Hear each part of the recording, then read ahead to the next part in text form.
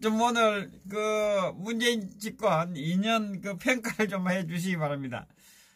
그리고 네. 오늘도 미사일 또 발사도 하고, 아, 참. 그래, 사실은, 웬만한 국민들은 굳이 뭐 평가를 한다기보다도 그 행태에 아마 피부로 아마 많이들 느끼실 것 같아요. 그거 자체가 저는 뭐 문재인 저희 좌파 독재 정권의 어떤 그 한마디로 그 함축적 표현 아닌가 이렇게 생각해요. 국민들 피부를 느끼는 부분들에 대해서. 그럼에도 불구하고 사실 제가 좀 그 우려스러운 거는 아마 오늘 그 리얼미터 그 조사한 걸 보니까 예. 아직도 문재인 이 정권에 대해 47%가 지지한다고 되어 있더라고요. 그 48%가 과반이 조금 넘는 이제 율이 이제 반대를 하고, 저는 사실은 참 이것도 물론 이제 우리가 이 리얼미터 조사에 대해서 많은 의문점을 갖지만 그럼에도 불구하고 아직도 그 절반이 가까운 국민들이 문재인 좌파 정권을 지지한다는 자체가 참 저는 아이러니하기도 하고 이것이 현실인가 할 정도로 참담하다 이런 생각도 들어요. 근데 현실은 지금 그렇지 않은데. 물론 이제 이런 거 있겠죠. 전 두 가지 우리가 이제 부정한다고 했을 때 물론 실질적으로는 이제 지지율이 낮다고 우리가 봐야 되겠죠. 그러나 그럼에도 불구하고 이제 굳이 무리한 해석을 한다고 했을 때 어쨌거나 언론의 어떤 여전히 선동에 의해서 많은 왜곡된 어떤 그런 사실 보도를 통해서 이제 그 중도라고 이 지칭하는 그런 분들이 아마 그런 지지하지 않나 이런 생각도 들고 또 한편으로는 어쨌거나 뭐 나라가 문을 닫아도 아마 문재인을 지지하는 세력이 있을 겁니다. 특정 지역 출신들 플러스 어떤 그 뭐 친북 정북 어떤 좌익 사상에 물든 그런 그 세력들 또 사회 어떤 그 굉장히 비판적인 그런 어떤 의식을 갖고 있는 어떤 뭐 소위 국민들이라 어떤 그런 분들은 여전히 문재인을 지지하지 않나 이렇게 본다고요. 예. 근데 우리가 좀 구체적으로 굳이 뭐 2년 평가라고 했을 때 어떤 그 각 분야별로 뭐 정치나 국방 안보나 또 외교나 경제 뭐 이런 부분에서 제가 한번 참 좀 살펴보면요. 네, 예. 정치 분야 같은 경우에 사실은 이제 저들이 집권 뭐 배경 자체도 상당히 어떤 불법적 정권 아닙니까? 어쨌든 그렇게 규정하지 않습니까? 예. 그래서 저들이 이제 어떤 추구하고자 했던 거를 마지막 기회다 이렇게 저는 그 세력들은 규정을 하고 그러니까 보수 우익 세력들을 적폐로 규정해서 소위 대한민국의 완전 보수를 괴멸시키는 문재인과 이해찬이 끊임없이 해왔던 그런 발언들 아닙니까? 네. 그 연장선상에서 어떤 그런 시나리오를 가지고 결국 이제 저들에게 반하는 그런 어떤 그 우익 인사들은 전부 적폐로 규정한 거 아닙니까? 소위 예. 탄핵 관련한 어떤 또 그리고 소위 적폐 리스트 블랙리스트라고 규정해가지고 사실 많은 분들 전부 다 불법적으로 거의 구속 기소시켰지 않습니까? 네. 또 하나는 우리가 아시다시피 사법부 같은 경우도 정상적인 어떤 인사 체계가 아니고 굉장히 의도된 어떤 목적을 가진 그렇게 함으로써 우리 법 연구회나 국제법 어떤 그런 출신들 이런 인사들 전부 다 전면에 내세우고 헌재도 그렇고 대법도 거의 불법적인 비정상적인 어떤 능력이 안 되는 그런 인사를 가득 채워버렸고 또 사실 장관들 같은 경우도 거의 정상적인 인물은 거의 없다고 할 정도로 대부분 낙마해야 될 그런 인물들을 전부 다 장차관으로 다 임명하지 않았습니까? 네. 결국 그것은 정치적 의도를 가지고 자신들의 어떤 정치적 목적을 달성하기 위해서 무리를 할 수밖에 없었다. 저는 이제 그렇게 보고요. 그것이 이제 저들의 어떤 정치적인 어떤 하나의 지난 2년간 해왔던 행태고 그러다 보니까 우리가 이제 쉽게 얘기하면 어떤 독재 좌파 정권이라고 하지 않습니까? 예. 그리고 패스트트랙 같은 경우도 사실은 이제 이 정상적인 특히 선거법 같은 경우는 철저하게 여야 합의로 하는 게 상식이죠. 지극히 상식적이고 특히 이런 자유민주주의 국가에서는 더더구나 이 선거라는 것은 너무나 중요하기 때문에 그럼에도 불구하고 무리해서 좀 밀어붙인 거 아닙니까? 결국은 이런 것들이 단순하게 하나의 개별적 사건 측면보다는 저들은 그 대한민국 이 사회를 철저하게 그 사회주의 사회화하기 위한 그런 저는 의도와 전략에 의해서 이 모든 일들이 이루어졌다. 이렇게 저는 그 규정을 하고 또 그런 관점에서 바라보는 게 저는 그 온당다 이렇게 판단을 합니다. 예. 그리고 국방안보 같은 경우 우리가 너무 잘 알다시피 결국 이제 뭐 9.19 평양 공동성명을 통해 가지고 뭐 대한민국의 안보를 완전히 허물어뜨렸잖아요. 많은 국방 그 관계자들조차도 사실은 뭐 있을 수 많은 비판을 하죠. 비판하는데 결국 뭐 실질적으로 뭐 어떤 그 정찰 자산들이 결국 이제 어떤 그 이 휴전선 근처에서 도대체 북한의 어떤 그 모니터링 할 수 없는 우리가 사실 가장 그 북한에 비해서 우위에 있는 부분이 전략 이 정찰 자산 아니겠습니까? 특히 미국과의 어떤 합동으로 해서 북한이 어떻게 도발할지를 항상 그 24시간 감시 체계가 우리 국방 그 안보에서 매우 중요한 그 전략적 우위 자산인데 그걸 완전히 허물어 버렸잖아요. 그걸 역설적으로 얘기하면 북한에서는 바로 그러한 그걸 알기 때문에 저는 뭐 그런 어떤 그 요구 사항을 통해서 결국은 그걸 뭐 그대로 수용해 버린. 이거 과연 나중에는 이런 그 배경도 우리가 반드시 짚어야 된다. 저는 이렇게 봅니다. 거기에 뭐 소위 어떤 그 뭐 간첩 세력이 있든지 대한민국의 어떤 그 불법 전복하려는 소위 친북 또는 어떤 그보다 더 깊은 어떤 그런 관계에 의해서 이런 그 정책적 부분까지도 개입한 거 아니냐. 이걸 저는 반드시 나중에 확인해야 된다. 이렇게 보고요. 네. 그렇기 때문에 사실 이제 지난번 그 5월 4일 날 이 소리 뭐 단거리 미사일 발사에 대한 것도 미국이 정보를 제공해주지 않은 상태에서 전혀 알지 못했다는 게 심각한 거거든요. 이것이 사실 현재 대한민국의 국방 안보 현실이다. 이렇게 우리가 또 짚어볼 필요가 있다고요. 그러니까 결국은 어떻게 보면 북한은 분명히 주적이고 저들은 어떤 적화를 그 1분 1초도 그 정말 포기하지 않은 그야말로 뭐 6.25 전쟁 이후에 끊임없는 도발과 결국 마지막 핵 무력 완성까지 그리고 어떤 다양한 종류의 미사일 체계 완성까지 이뤘지 않습니까? 예. 그런데 달라진 거 하나도 없잖아요. 그럼에도 불구하고 대한민국을 완전히 무장 해제시켜버렸단 말이에요. 그러면 이것을 정상적인 자유대한민국 국가를 책임진 그런 세력으로 규정할 거냐? 우리가 상식적으로 납득할 수가 없죠. 그렇기 때문에 우리는 이런 부분에 대해서 배경, 나중 의도, 반드시 우리가 이거를 우리가 조사를 해야 된다고 봅니다. 저는 이 정권 교체 후에.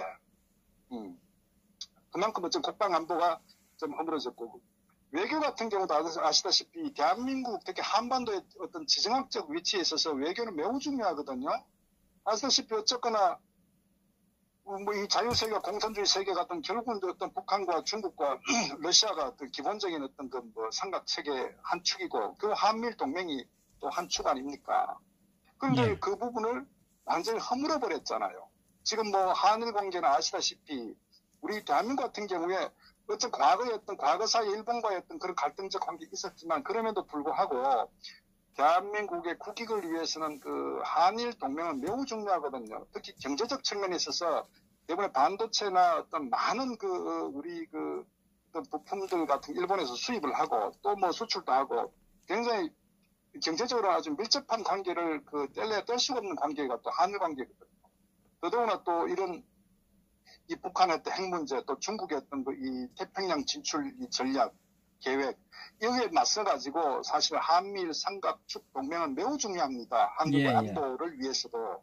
그런데 결국은 얘들이 그 어떤 정치적으로 이용해가지고 일본 반일을 프레임을 씌워가지고 토착 왜구라는 이런 그 하나의 그 언어를 만들어가지고 계속적으로 반일 감정을 고착시키는데 그것 또한 좀 배경이 이 친북으로 가기 위한 소위 말해서 우리 민족끼리라는 그런 그 어떤 논리를 가지고 그 의도는 제가 말씀드렸다시피 결국 친북 북한과 연계시키는 이 뭐 저도 항상 추구하고자 하는 이 남북 연방제 이런 거를 달성하기 위해서 그 프레임을 친일 프레임을 해갖고 그 일본은 굉장히 어떤 그 부정적으로 묘사시키고 이것이 결국은 어떤 그 이 정복 좌파 세력들의 이 프레임과 전략이거든. 그 연장선상에 지난번 이 위안부 문제 같은 경우도 외교적으로 분명히 어렵게 합의를 했단 말이에요. 근데 그걸 완전히 외교 관례를 무시하고 공개시켜버리고 국제 망신을 사는, 결국 이런 부분을 계속적으로 일본과의 어떤 그런 관계를 악화시키는, 저는 이것은 단순하게 어떤 한일 관계 악화가 아니라 좌익 세력들은 분명히 거기에 정치적 의도가 있다는 것을 우리가 알아야 된다고요. 그렇게 속아 넘어가면 어리석은 짓을 하면 안 된다는 겁니다. 그래서 어쨌거나 그런 연장선상에서 지금 한일 관계는 아마 그 수교 이후에 최악의 상태에 지금 우리가 저는 직면하고 있다, 이렇게 보는 겁니다. 그러다 보니까 그뿐만 아니고 결국은 이제 가장 핵심적인 대한민국이 사실 생존하기 위해서는 한미 동맹은 너무나 중요하거든요. 우리가 네. 군사 안보적 측면도 있고 경제적 측면, 그리고 또 더더구나 어떤 대한민국은 모든 부분에 또 대외 의존도가 정말 100% 이상 치우칠 정도로 매우 매우 중요하고, 그것은 결국은 한미 동맹의 어떤 뿌리 하에 대한민국의 어떤 생존이 추구하는 그런 전략을 우리가 가져갈 수밖에 없거든. 외교 정책이든 국방이든 모든 정책들이. 네. 그런데 결국은 미국의 어떤 대북 정책, 소위 한반도 정책에 어긋나는, 그러니까 오히려 문재인 좌파 정권은 이 친중 정책과 친북 정책을 이어감으로써 오히려 어떤 한미 동맹의 균열을 완전히 가져오고, 결국은 지금 우리가 아시다시피 실질적으로는 한미 관계는 거의 파탄에 이르렀다 해도 전혀 부족함이 없을 정도로 그 정도 심각한 상황 아닙니까? 그러다 보니까 사실은 한반도 어떤 문제가 생겼을 때 이 트럼프 같은 경우는 항상 아베하고 항상 먼저 통화를 하고 협의를 하지 않습니까? 네. 그런데 결국은 정말 한미 동맹은 혈맹이죠. 혈맹 관계고, 어쨌거나 지난 70년간 대한민국의 발전은 누가 뭐라고 해도 철저한 한미 동맹의 기반 하에서 성장해 왔거든. 경제적인 지원, 또 안보에 대한 부분들, 이런 토대 하에서 대한민국의 어떤 국제사회에 나갈 수 있는 굉장히 어떤 미국의 지원 하에 우리가 성장해 왔다는 것은 부인할 수 없는 사실입니다. 예. 또 그리고 앞으로도 그렇게 가야 되고요.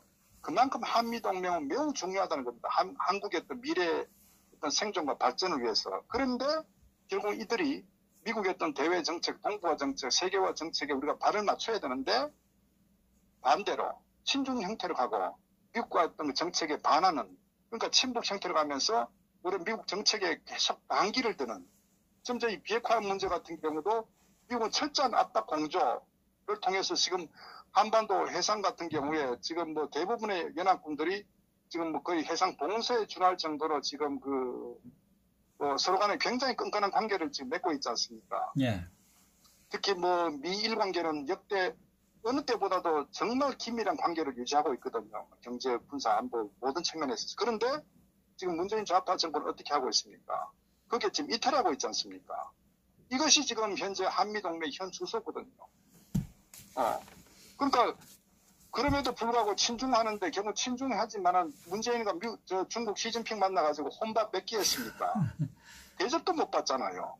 저들이 박근혜 대통령은 굉장히 친중했다고 하는데 오히려 박근혜 대통령 같은 경우는 외교 안보에 있어서 매우 탁월한 정책을, 세계적 어떤 위상을 가져갔다고요. G20 어떤 회담 같은 거 외국에 갔을 때도 이 박 대통령도 물론 이명박 대통령도 마찬가지로 사실은 외교적 측면에서는 매우 대한민국 국기 선양을 했다, 이렇게 보면 국격이 매우 올라갔었고, 특히 저는 외교 어떤 피크가 박 대통령이 해외에 순방하고 특히 국제회의에 있어서는 정말 어떤 미국으로부터 아베든 중국이든 러시아로부터 엄청난 환대와 국격이 올라갔다고요. 그런데 불과 2년 만에 이 문재인 좌파 정권 외교 정책은 정말 처참할 정도로 대한 국격이 몰락하는 이런 현실을 우리가 지금 경험하고 있다는 겁니다. 심지어 얼마 전에 문희상 국회의장과 같은 중국 갔지 않습니까? 이 패스트트랙에 대해서 무리수를 두고 중국 방문해가지고 중국에서요, 시진핑 얼굴도 못 봤습니다. 아무도 만나지도 못했어요. 소위 이 국회의장 같으면 대한민국 의전상으로 2위거든요. 과거에 어떤 국회의장들이 중국을 방문했을 때 사실 대부분 다 중국의 어떤 최고 지도자 뿐만 아니라 어떤 그 권력 실세들을 전부 다 그 예방하고 같이 좋은 환담을 하고 그랬단 말입니다. 그런데 예. 문희상이는 어떻습니까? 완전히 그 아예 무관심 냉대를 받고 있다고요. 이게 아이러니 아닙니까? 왜 친중 정책을 펴면서 왜 실제 중국과는 그렇게 냉대를 받고 있나 이겁니다. 그러니까 이게 얼마나 어리석은 대한민국의 국격이 이렇게 떨어지다 보니까 상대를 하는 거 사실 뭐 거의 아프리카 미개국처럼 거의 대접하지 않습니다. 대접이 아니죠. 거의 뭐 냉대를 당하고 있죠. 사실 이것은 어제 오늘의 일이 아니라 이 출발 소위 그 문재인이 이 집권 후에 4강 그 특사를 그 미국, 일본, 중국, 러시아에 보냈지 않습니까? 예. 그때부터 시작됐다고요. 그 당시에 그 아시다시피 홍석현이가 미국 갔을 때 결국 트럼프가 홍석현을 정상적인 그 국가 수반했던 특사로 대접하지 않았거든요. 거의 참모진들과 같은 레벨로 그냥 됐죠. 아베 같은 경우도 그 당시 일본에 문희상 씨가 갔을 거예요. 문희상 씨가 갔을 때도 의자 보십시오. 아베는 의자 단을 두 단하고 문희상이는 한 단 낮게 봤다고요. 이게 사실 역대 외교 관리에 있어서 전혀 우리가 경험하지 못했던 그런 아주 그 수치였거든. 그 다음에 그 시진핑을 방문했던 그 이해찬이 가가지고 그거 보십시오. 시진핑은 상왕처럼 가운데 앉고 이해찬은 90도로 인사하면서 옆에 마치 어떤 홍콩의 어떤 그 지역 어떤 명주처럼 이런 식 정도로 대접밖에 못 받았다고요. 그만큼 이 문재인 좌파 정권은 집권 이 어떤 정당성 자체가 저는 외국으로부터 어떤 부정당했다 이렇게 보는 거예요. 그렇지 않고서는 정상적으로 선거를 통해서 국민의 어떤 그에 의해서 정상적 절차에서 정말 그 당선이 됐고 또 어떤 국가의 어떤 축제라는 이런 측면에서 됐다면 절대적으로 이 4강 국가 수반들이 그렇게 대한민국을 대접하지 않는다고요. 그것은 바로 처음 출발점부터가 이미 외국에서는 알고 있다는 겁니다. 부정 어떤 당선, 소위 말해서 굉장히 어떤 문제점을 안고 어떤 그 불법적으로 어떤 집권했다는 것을 알기 때문에 바로 어떤 그런 특사들의 어떤 그 대접이 그랬다. 저는 역설적으로 외국에서 이미 알고 있다 이렇게 보는 거예요. 그러다 보니까 결국은 시작도 그랬고 지금 현재 그 후에 문재인이가 중국 갔을 때도 혼밥을 사실 있을 수가 없거든요. 그거는 대한민국의 어떤 그 위상 소위 세계 어떤 그 10대 강국의 어떤 지위로서 어느 국가를 방문하더라도 정말 융숭한 대접을 받는다고요. 그 정권 어느 누구도 정말 이렇게 문재인처럼 취급받은 역대 정권이 없었다고요. 그것이 현재 이 문재인 좌파 독재 정권의 그 일종의 외교적 하나의 뭐 위상을 저는 뭐 단적으로 드러내는 하나의 현 주소다 이렇게 보는 거예요. 예. 자, 그 다음에 이 경제 문제 같은 경우에 사실은 뭐 이거는 뭐 속일래야 속일 수 없을 정도 국민들이 가장 예민하게 체감하는 어떤 그런 그 현상 아니겠습니까? 예. 근데 결국은 보시면 경제 같은 경우도 기본적으로 이 장하성 씨 같은 경우는 어떤 능력이나 이런 측면 없이 그냥 이념적으로 경제를 접근했다고 장하성 씨 자체가.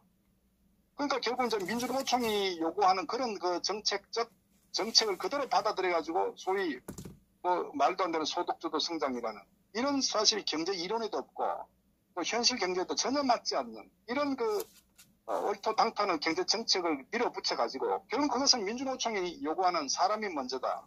그러니까 근로자라는 이런 어떤 그 프레임을 가지고 결국 밀어붙였는데 결국은 그것은 사회주의 경제 정책의 어떤 그 일환이거든요. 쉽게 얘기하면 국가가 개입해서 경제 시장 경제 자유시장 경제라는 이런 그 기본 틀을 무시하고 국가 주도에 소위 급여도 국가가 가이드라인 줘버리는 근무 시간도 가이드라인 줘버리는 이건 사실은 이 서방의 자유민주주의 시장 경제에 있어서는 있을 수가 없는 정책입니다. 어쨌거나 그걸 통해서 결국은 우리가 2년 만에 얻은 결과가 뭡니까? 지금 뭐 청년 아마 실업률이 25%가 넘었을 겁니다. 그리고 뭐 자영업자들, 소상공인들 뭐 100만 실업자가 넘었고, 그 다음에 사실은 뭐 이 중소제조업체들도 도산, 부도 지금 뭐 거의 뭐 인공호흡에 의존할 정도로 굉장히 위기 상황이거든요. 그러니까 이게 지금 현재 경제성, 대한민국의 경제 중소고, 특히 뭐, 대기업 같은 경우는 수출 주도형인데, 뭐 아시다시피, 뭐, 대기업도 완전히 이들이 결국은 대기업을 적폐로 규정하다시피 했지 않습니까? 그 결과 결국은 지난 한진그룹의 조양호 회장이 사실 그 살인 아닌 간접 살인에 의해서 운명을 달리했다. 이렇게 봐도 저는 무리가 없다. 이렇게 판단하는 겁니다. 물론 이 문제도 반드시 후에 저는 명명백백히 밝혀질 거라고 봅니다. 그리고 삼성그룹도 해체하기 위해서 안달하고 있잖아요. 현재 우리가 경험하고 있는 게 삼성 바이오에 대해서도 지금 보안 관계자는 구속했죠. 그럼 이게 왜 그렇게 하느냐? 사실 이런 대한민국의 어떤 경제 현실을 봤을 때는 기업에 대해서 전폭적 지원을 해도 지금 될까 말까 하는 이런 국제 경제 환경인데 불구하고 대기업을 지금 오너들 어떻게 정말 길들일까? 이것도 이 노조 입장을 편들어 가지고 뭐 임금부터 시작해서 결국은 이런 뭐 삼성도 결국 타겟에서 삼성을 아마 해체시키고자 하는 이재용이 결국은 이 젤모직하고 물산하고 합병하는 과정에 있어서 이 문제가 그 전에 결국은 이제 이 삼성 바이오 문제가 본질이거든요. 이 문제를 불법으로 규정해가지고 결국은 물산하고 젤모직의 어떤 합병을 불법으로 규정하고 이렇게 하고 결국 이제 이정의 어떤 경영권 승계를 원천적으로 봉쇄하고자 하는 이게 제들의 어떤 기본 전략이거든요. 그러니까 그런 의도의 연장선상에 계속 지금 삼성을 괴롭히고 또 압수수색하고 계속 있다 보니까 투자가 못 될 수가 있겠습니까? 그러니까 삼성 같은 경우는 사실 항상 매년 글로벌 성장 M&A를 계속적으로 많이 해나가야 되거든요. 그런데 투자 뭐 이런 경영에 대한 부분을 전혀 신경 쓸 수 없을 정도로 특히 뭐 이재용 씨 같은 경우도 대법에 지금 뭐 최순실을 엮어가지고 이거 계속 지금 완전히 사람 길을 빼버리다시피 할 정도로 이렇게 모고하고 있지 않습니까?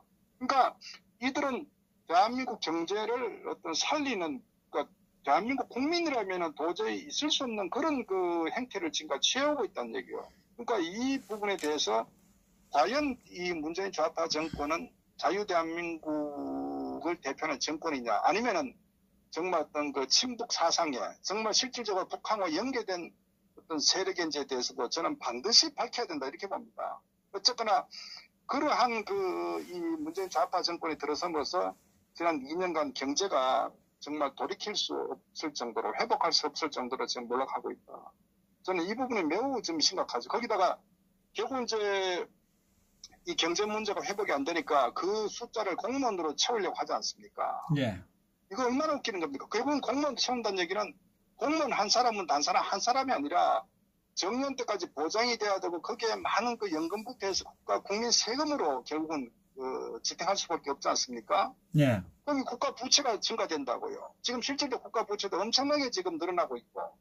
그러니까 현재 2년 만에 지금 뭐 수출도 지금 급격히 감소하고 있는 상태, 제조업은 몰락하고 중소기업들도 거의 자생력을 상실했다고요, 지금. 그러니까 지금 이게 결국은 어떻게 가느냐, 대한민국 경제의 미래는 딱 두 가지 형태로 하나는 그리스 짱나는거다. 왜? 공무원이 늘어나가지고 결국은 어떤 이 불경기를 해갖고 급여를 못 주는 반이 그리스가 공무원이었잖아요. 그러니까 이런 상태로 이제 국가 재정 부채가 증가되고 결국 이제 세금이 걷어들이기 어려움. 지금도 세금을 엄청나게 걷어들이지 않습니까? 예, 예. 그러니까 결국 이게 이제 국가 주도의 어떤 그런 정책을 자꾸 펴간다는 얘기인데, 그러니까 예산은 아주 초팽창 예산을, 그 예산은 어디서 납니까? 세금 아닙니까? 세금을 돈 간접세를 걷어들이고 부동산세, 보유세 올리고, 뭐 법인세도 올리고, 전부 세금 올리는데, 이래가지고 그걸 가지고 결국은 어떤 파퓰리즘식으로 국가 중심의 어떤 이런 형태로 가고 있거든요. 그러니까 이런 문제가 지금 현재 바로 이것이 그리스로 짱나는 거야. 또 하나는 제가 봤을 때는 아니면 베네수엘라 형태가 저는 오히려 굉장히 현실성이 있다. 왜? 이 베네수엘라 같은 경우도 사실 노무현 시절도 이 베네수엘라를 굉장히 아주 자기들이 본받을 롤 모델로 인식했다고요. 왜? 그 당시 차베스가 집권하면서 이 베네수엘라를 거의 국영화시켰다고요.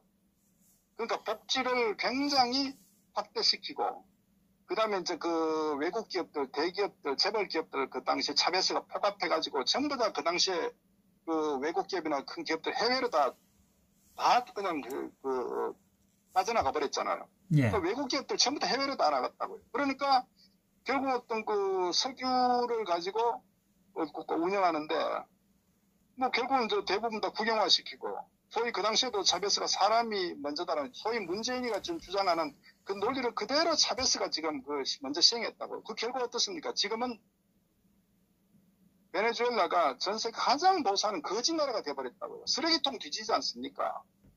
그러니까 조금 여유 있다는 사람들 한 300만 명이 스위스 유럽으로 빠져나가고 해외로 다 빠져나가 버렸잖아요. 그리고 결국 미국의 어떤 척을 지는 지금 그래서 베네수엘라가 어떤 상태입니까? 거의 뭐 그레타가 일어나고 이거 결국은 이 어떤 패턴이 지금 현재 문재인 좌파 정권 이렇게 가져가면 지금 그대로 그걸 따라가고 있는 거예요.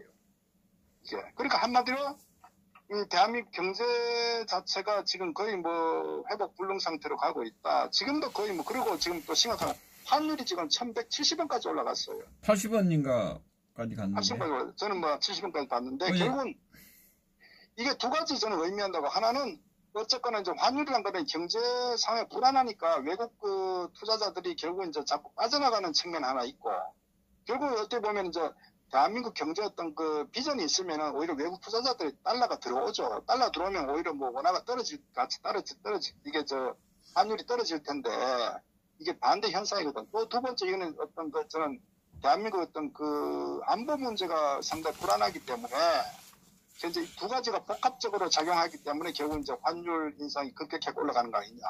사실 이게 좀 더 올라가면은 결국 뭐 외환 자금 빠져나가면 IMF 보는 거 아니겠습니까? 예. 그러니까 결국 나라가 2년 만에 이렇게 가버렸다고요, 한마디로.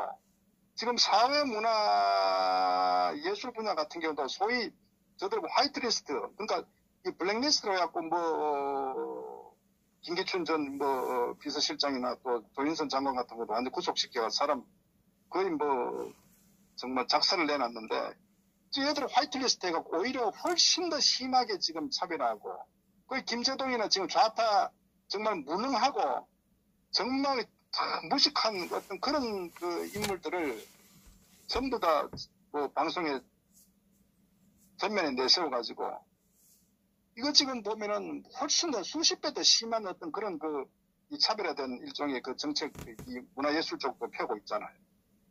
이것이 지금 소위 2년간 이 문재인, 이 무능한 독재 좌파 세력들이 지금 저질러 놓은 한마디로 대한민국을 완전히 깽판 쳐놓은 이 결과라고요. 근데 더 코미디는 뭐냐면은 보니까 민주당에서 이니 굿즈라는 이런 제품이나 이런 어떤 뭐 만들어서 또 판다 그러더라고요. 이게 참, 저는 도대체가 대한민국 국민들이 정말 마약을 하지 않았으면은, 이름에도 불구하고 47% 지지한다. 이걸 어떻게 해석해야 되겠습니까? 국민들 제정신이 아니죠. 나라가 이렇게 모든 전 산업, 전 분야에 대해서 완전히 망가져 버렸는데, 그런데도 아직도 반 가까운 숫자가 지지한다. 이거 어떻게 해석해야 되겠습니까? 이것이 대한민국 현실이라고. 이걸 저는 또 한편으로는 이 얘기하다 마지막에 그럼에도 불구하고 왜 이렇게 망가지는 데까지 방치한 자유한국당은 뭐였냐 이겁니다. 결국 자한당이 무능했기 때문에 저런 이런 내각제 추동 세력들, 이 총선에만 관심 있는 기회주의 세력들이 결국은 이 국가가 몰락하고 있음에도 불구하고 제대로 투쟁도 하지 않은 이 결과도 상당히 저는 일조했다. 이렇게 보는 겁니다. 예, 예.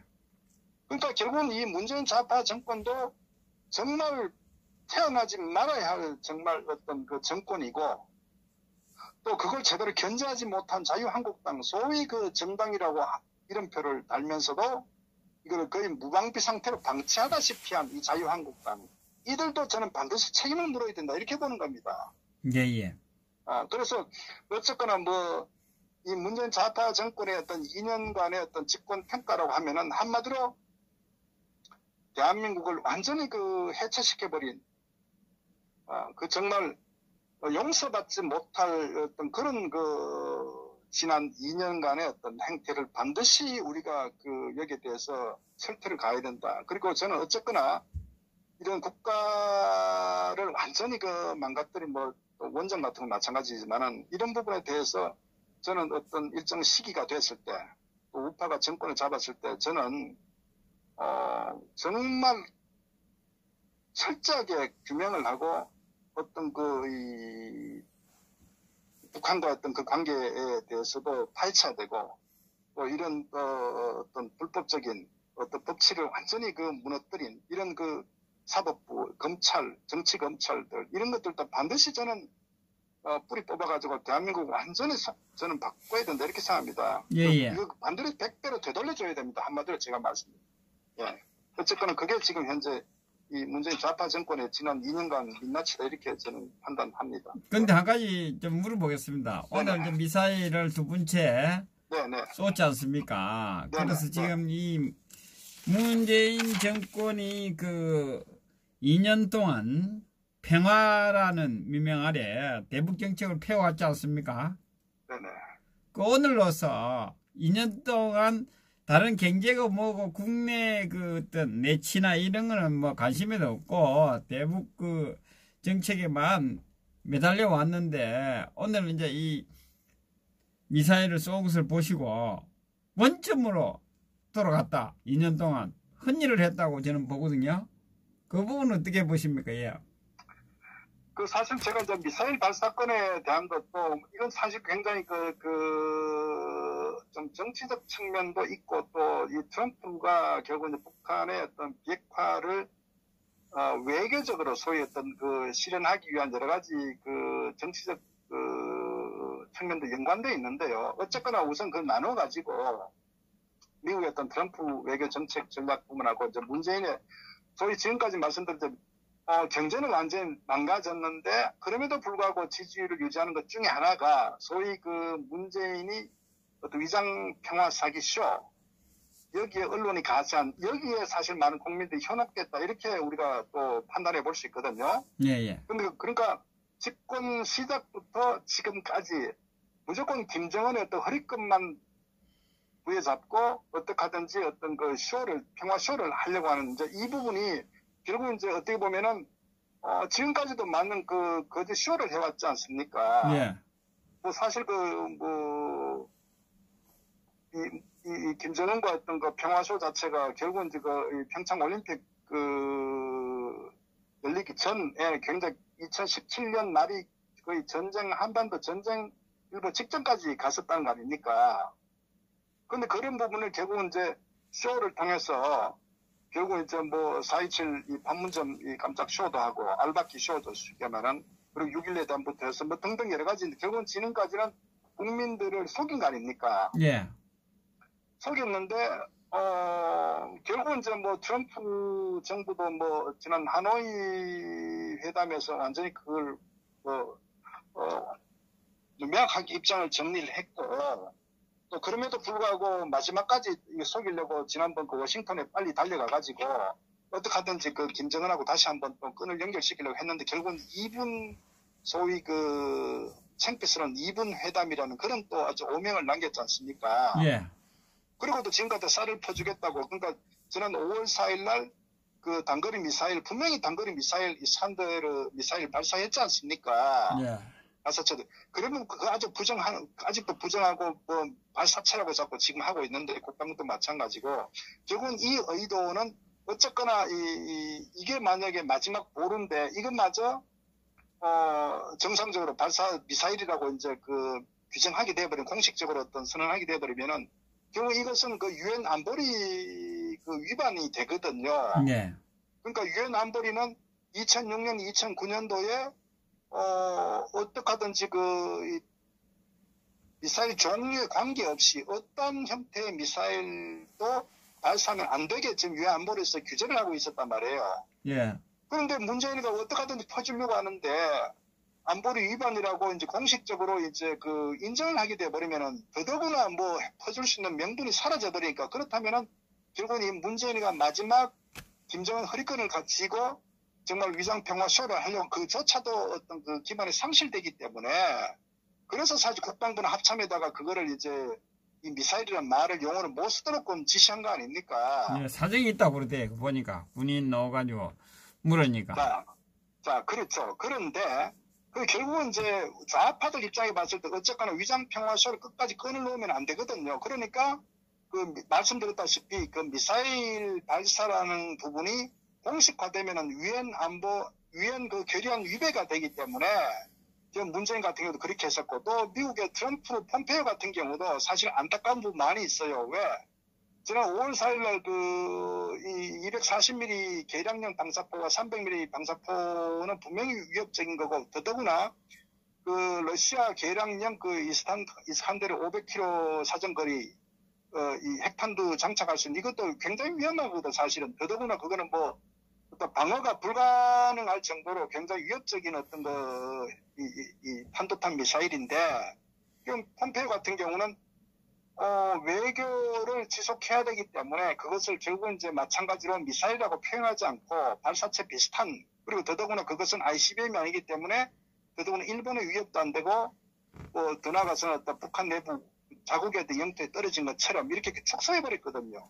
예. 그러니까 그것은 철저하게 왜냐하면 트럼프가 북한하고 김정은을 이제 어떤 잘 구슬러 가지고 이 비핵화를 하려고 잘 외교적으로 계속 하려고 하는데 미사일로 규정을 해버리면은 트럼프 자신도 폼페이오 자신도 이제 그 외교적 해법에 굉장히 그 찬물을 끼얹을 수밖에 없는 이게 사실은 굉장히 이제 딜레마가 따지는 거예요. 그러니까 지금 그 국방 그 장관 대행 저 미국에 그 사람이 저기 패트릭 셔넌 국방장관 대행이죠. 그 양반이 그 청문회 나와가지고 했지 않습니까? 그 던포드 합참 의장으로부터 보고를 받았는데 그 미사일과 로켓이 발사됐다고 알고 있거든요. 그런데 이 폼페이오 국무장관 같은 경우는 그걸 그렇게 얘기해버리면은 결국 그 유엔 안보리 제재 위반이라는 걸 스스로가 되기면은 결국 이제 외교적 해법이 굉장히 어려움에 빠지기 때문에 실제 내용은 충분히 알고 있으면서도 이 전략적으로 협상을 끌어가기 위해서 그렇게 표현을 그렇게 축소시켰거든요. 근데 그거는 좋다 이거죠. 그러나 이번에 오늘 쏜 거에 대해서는 거리가 결국은 그 부분이 여기 발사된 부분이 그 동창리 근처 아닙니까? 그 결국 동양을 했으니까 거리가 훨씬 더 멀기 때문에 여기 대해서 미사일이라고 이제는 미사일이 아니라고 얘기하기 어려울 거예요. 자 그렇다면은 어떡하든지 아마 문재인도 그런 것 같아요. 만약에 미사일이라면은 유엔 제재 위반이다 이런 식으로 이제 위반의 소지가 있다고 이런 표현하는 것 같아요. 결국은 아마 저보다 트럼프도 문재인이도 이제는 빼도 박도 못하는 이런 상황에 갈 수도 있다. 어떻게 보면은 지금 그 김정은이가 노리는 게 바로 그거다. 왜? 김정은이 급하거든요. 전략적으로. 김정은의 입장은 결국 마지막 푸틴까지 만났지만은 전부 다 푸틴으로부터도 결국 냉대를 받았단 말이에요. 아무 지지도 못 받았지 않습니까? 그러니까 김정은이가 선택할 수 있는 여지가 없는 거예요. 그러니까 이제 막말로 이제는 마지막 벼랑권 제술로 통상적인 북한이 취해왔던 그런 어떤 그 행태를 가기 때문에 1차 도발했고 그 다음에 또 이제 도발했는데 폼페이오가 저거는 발사 미상 비슷하다 이런 식으로 쭉 하니까 그래? 오케이. 그러면 이제 또 한 차원 레벨을 올려가지고 이제 또 이 도발을 하는 거예요. 아마 여기서 또 미국이나 그래서 계속적으로 아마 큰 변화가 없으면 아마 SLBM이나 제3차 도발을 더 아마 극단적으로 몰고 갈 가능성이 매우 크다. 이래 봅니다. 왜? 어차피 김정은은 2판 4판입니다. 현재 상황에서. 어느 누구도 북한 김정은을 도와주는 아무도 없기 때문에 저는 이제 이런 상황이 지금 점점 다가가고 있다. 그런 측면에서 결국은 김정은이도 오늘 2차 도발한 그런 좀 전략적 배경도 있다. 이렇게 보고요. 어쨌거나 분명한 거는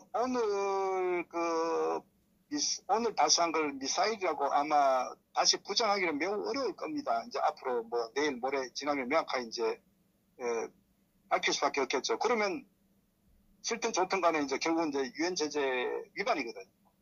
그러면 이제 미국에서도 폼페오나 트럼프도 이 문제를 아마 쉽게 넘어가지는 못할 것 같아요. 결국은 아마 이 상황에서 강대강으로 계속 갈 가능성이 있다. 결국은 이로 인해서 문재인의 어떤 지금까지 위장평화 쇼의 어떤 그 한계가 드러났다. 저는 이렇게 지금 판단을 하고 있습니다. 예, 예, 수고하셨습니다. 한 네, 시간. 감사합니다. 네. 예, 수고하셨습니다. 네.